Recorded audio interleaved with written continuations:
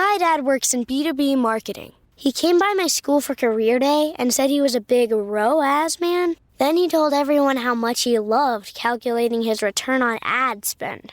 My friends still laugh at me to this day. Not everyone gets B2B, but with LinkedIn, you'll be able to reach people who do. Get $100 credit on your next ad campaign. Go to linkedin.com/results to claim your credit. That's linkedin.com/results. Terms and conditions apply. LinkedIn, the place to be, to be. This episode is brought to you by Experian. Are you paying for subscriptions you don't use, but can't find the time or energy to cancel them? Experian could cancel unwanted subscriptions for you, saving you an average of $270 per year and plenty of time. Download the Experian app. Results will vary. Not all subscriptions are eligible. Savings are not guaranteed. Paid membership with connected payment account required.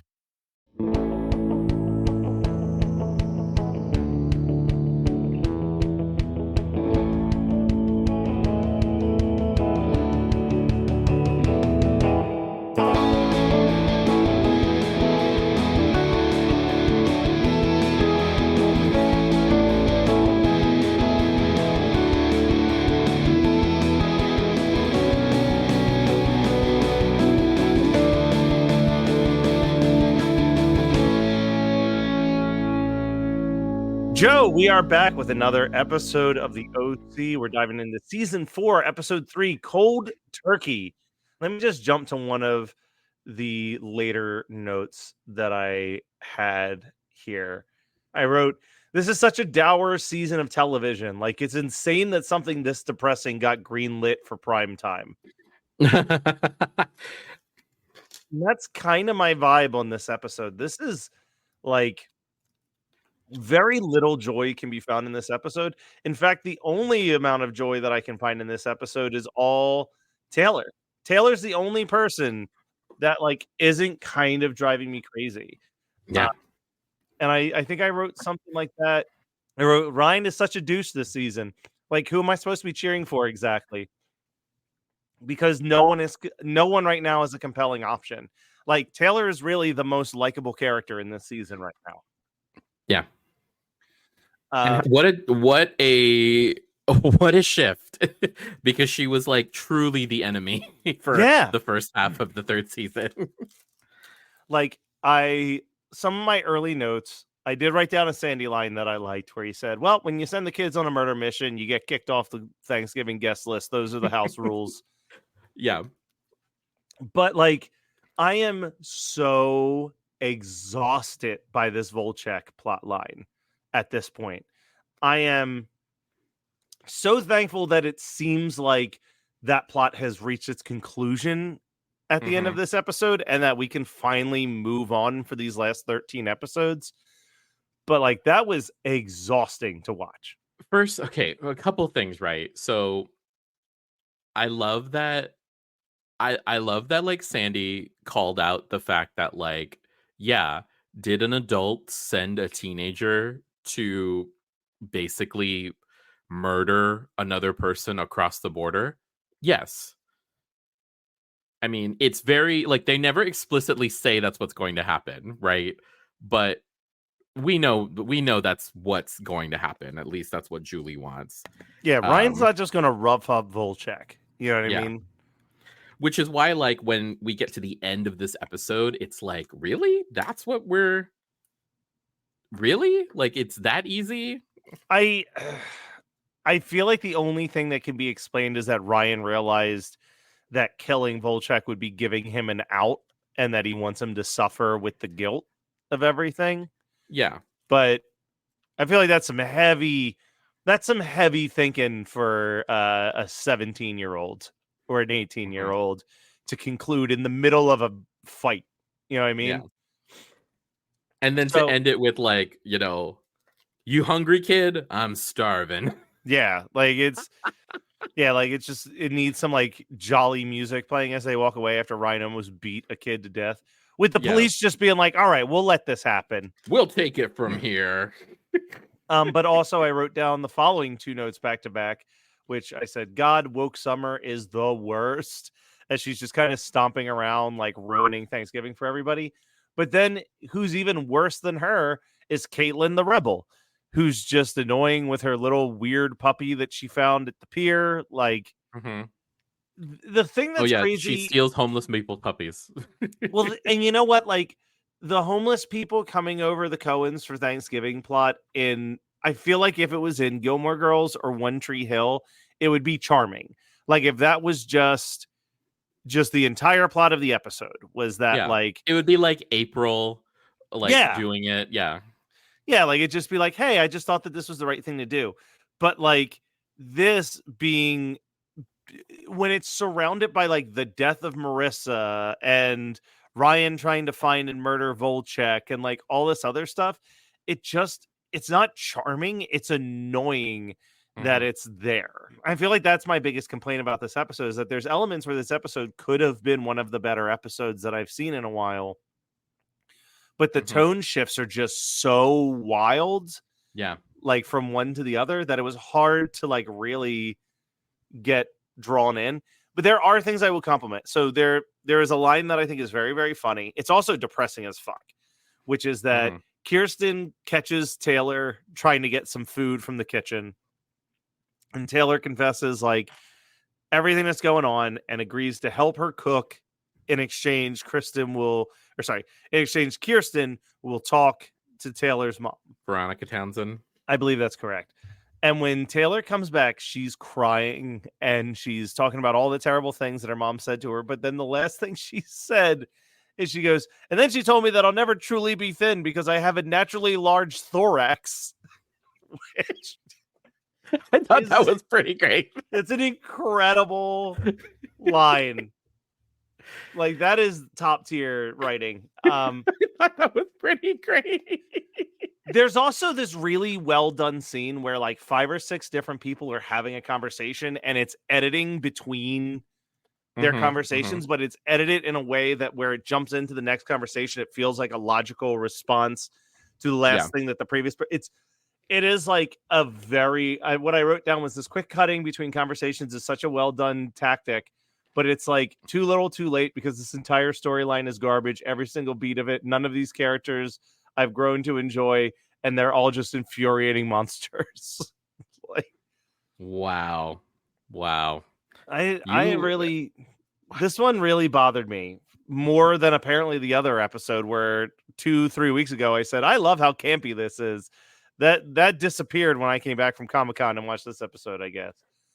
Let me put this in your mind since we're early enough in the season, and I just want you, as we move forward, I just want you to keep asking yourself this one question, and then you can decide. So keep asking yourself this: is this better than anything I watched in season 3? And that's where it's hard to say because so far so much of this is informed by season 3. Yes, I'm hoping correct. that after this episode, we can move on enough that I can start to look at season 4 without the ghost of Marissa's death lingering over it. Because, like, that I think is the biggest problem is that so far it's been 3 straight issues or 3 straight episodes about the ramifications of Marissa's death. Yeah, and I don't want to watch 13 more episodes of that. Which I understand and I get. Yeah. But yes, I will try to do that because right now it's not justifying its existence. It's also not justifying killing Marissa. Like, yeah, you could have written off Marissa with her going with Jimmy on the boat. You know what I mean? Like, there was so many pieces there that, like, you did this thing that really feels like you just really wanted to stick it to Misha Barton and be like, you're definitely not coming back. And then it also had to, because they did it so violently, it had to like affect this next season. I totally understand. I wish we were like looking at the like where people were watching, how often people were watching, because I can totally understand why the viewership on if the show got canceled because the viewership at this point had started to tank so hard that midway through this season they just decided, fuck it, let's just end it during the mid-season break. Like, I get that. I 100% get that. There is a good line from one of the unhoused people at the dinner table who Sandy goes, wait a second, you look familiar. Did I represent you? And he goes, Hey, Like a I remember B&E or you. something I like that. called you Crazy Eyebrow Man. Like, It was like something about a B&E, right? It's like, yeah, yeah. don't you feel like a B&E or something? And You know, I mean, my expectations are low for this time period, but really pretty offensive stereotyping of the unhoused in this particular circumstance. Just like all of them are crazy, all of them are miserable. Like I'm not saying that that's not the case with some of them, but man, it's like every single one of the people that they've let into their house is just like a human monster. And it's like, at least 50% of them yeah, probably are just regular people down on their they're luck. not human monsters, they're just regular monsters. Yeah, no.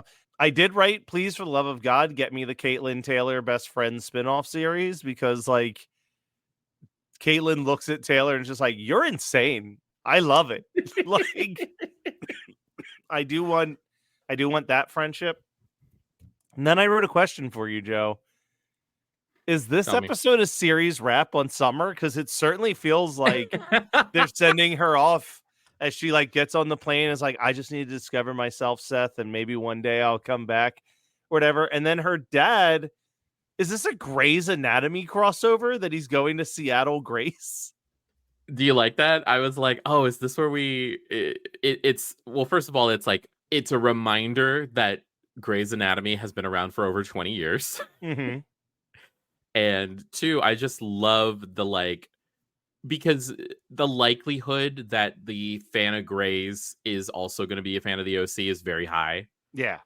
And so seeing them seeing this crossover is really great. They also do something similar in Greek as well with the crossover too. Let me ask you a question. Let's hypothetically pretend that I've never watched a single episode of Grey's Anatomy.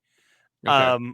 Does this actor show up in Grey's Anatomy? Like, was he actively leaving the show to join the cast of Grey's Anatomy, and this was like a fun little wink and nod? Or was this more just like, let's just reference that he's going to the hospital from Grey's Anatomy? See, that I don't remember.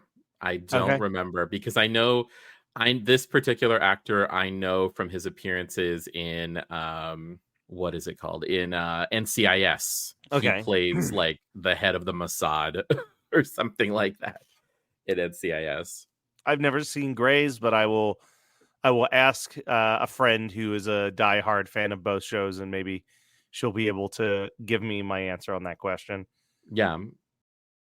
Want to teach your kids financial literacy, but not sure where to start? Greenlight can help. With Greenlight, parents can keep an eye on kids' spending and saving, while kids and teens use a card of their own to build money confidence. As a parent, you can send instant money transfers, set up chores, automate allowance, and more. It's a convenient way to run your household, customized to your family's needs, and the easy way to raise financially smart kids. Get started with Greenlight today and get your first month free at greenlight.com/Spotify. Hey, it's Kaylee Cuoco for Priceline. Ready to go to your happy place for a happy price? Well, why didn't you say so? Just download the Priceline app right now and save up to 60% on hotels. So whether it's Cousin Kevin's Kazoo Concert in Kansas City, go Kevin, or Becky's Bachelorette Bash in Bermuda, you never have to miss a trip ever again. So download the Priceline app today. Your savings are waiting. Go to your happy place for a happy price. Go to your happy price, Priceline. In the darkest corners of the internet, a nameless, formless entity has been growing. No one dares question where it was created or what it wants, but those who have been entranced by its musings chant its blood-curdling name in unison. Horror Movie Night! Find Horror Movie Night on your favorite podcasting app or at hmnpodcast.com. Joe, let's talk about music. We got 3 big songs in here. First song, it's kind of the kickoff of the episode, is a group with a terrible name called Get Cape, Wear Cape, Fly, with their song Once More with Feelin'. Tom York of Radiohead does the song Black Swan, which plays when Ryan is looking for Heather to get information on where Volchek might be. And then the ending of the episode, we get Alexi Mordach with All of My Days. I believe Mordach with All of My Days, which is my personal pick. That was a song I actually knew before watching the episode. I was like, oh, this song, I know this song. That's usually a guaranteed vote for Matt. But how about you, Joe? I feel like you may have leaned towards the Tom York Black Swan song. Yeah, I actually did, because I like the kind of folksy bouncy rhythm of that matches with like a montage of like Ryan looking for somebody. Yeah. So I was like, when I was listening to it, I'm like, oh, I actually really like this one. Okay, they're doing something good here, and I didn't know it was Tom York. So I wait for you to tell me who the people are. So I'm glad to also know that as well. All right, well, that's a fair method, honestly. Joe, we're about to talk pop culture. At the time that we're recording this, we're halfway through, but by the time this comes out, it'll be over.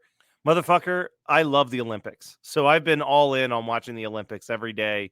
Mm-hmm. More of a winter over summer guy, but was checking out table tennis, beach volleyball, some surfing, some BMX biking. Really, the ones that make me think like I'm watching the X Games are the Sure. the ones I go into. Very, very excited to see what the breakdancing competition will look like later on this week.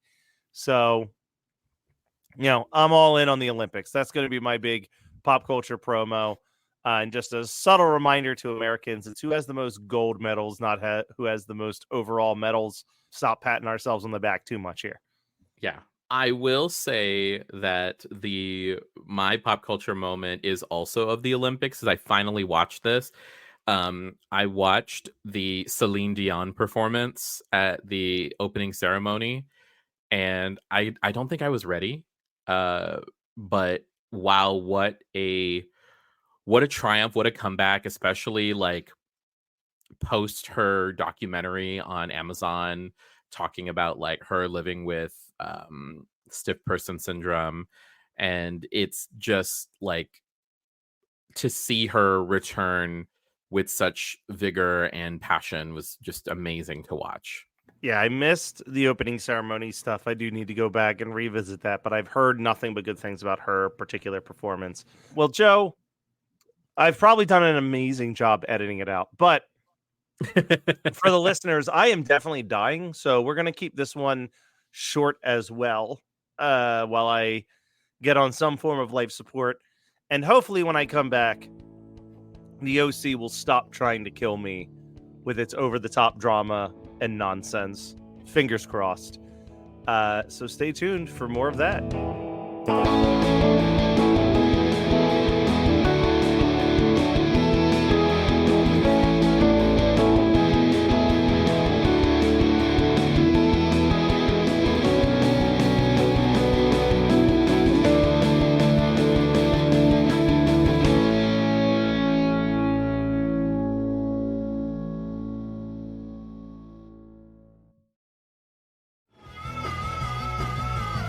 You're listening to the Geekscape Network.